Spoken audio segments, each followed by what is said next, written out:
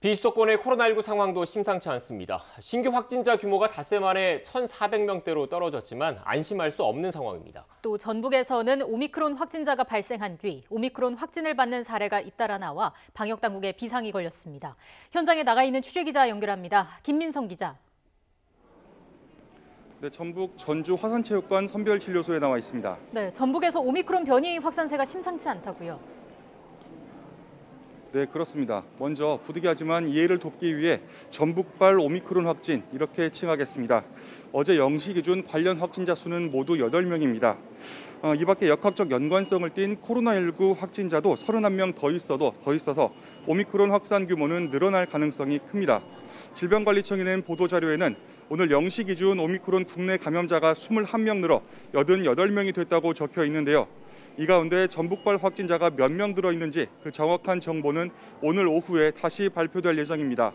우선 전라남도는 한평 어린이집 관련자가 3명 나왔다고 했고 전라북도는 엠바고를 이유로 구체적인 수치를 공식적으로 밝히진 않은 상태입니다. 전파 과정을 설명해드리면요. 먼저 지난 10일 아프가니스탄 국적의 30대 유학생이 오미크론 변이 확진 판정을 받았습니다.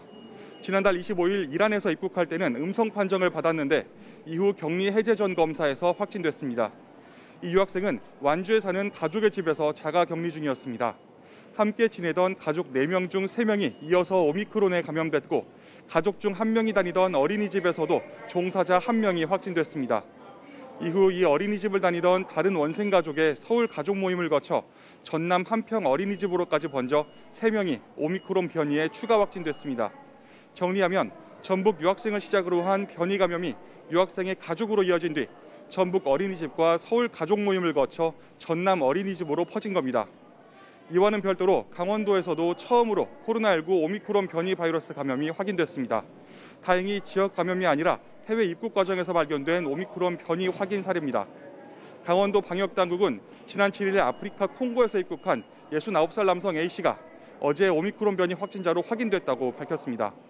강원도 정선 출신인 A씨는 입국 후 코로나19 확진 판정을 받아 바로 격리됐기 때문에 접촉자는 없는 상태입니다.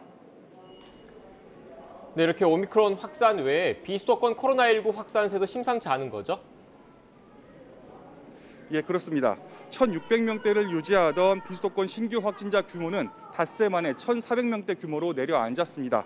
그러나 이는 휴일 검사자 수 감소 때문인 것으로 보입니다. 부산은 239명으로 어제 역시 전국 시도 가운데 가장 많은 확진자를 냈습니다. 이들 중 약 80% 정도가 감염 경로가 불분명한 환자들입니다. 서구 교회와 사하구 음악학원, 수영구 종합병원 등 기존 집단 감염 사례에서도 추가 확진자가 나왔습니다. 두 번째는 214명을 기록한 경남입니다. 지역별로 창원이 59명으로 가장 많았고 양산 57명, 김해 39명, 진주 27명 순입니다. 신규 확진자는 어린이집과 학원, 목욕장 등 다중이용시설에서 산발적으로 발생했습니다. 이 밖에 대구, 강원, 충남, 경북 등 모두 6개 시도에서 세 자릿수 확진자가 나왔습니다. 또 충남 홍성에 있는 교도소에서는 수용자 등 직원이 집단 감염돼 현재 구속 피의자들의 재판이 모두 연기됐습니다. 지금까지 전북 전주 화산체육관 선별진료소 앞에서 YTN 김민성입니다.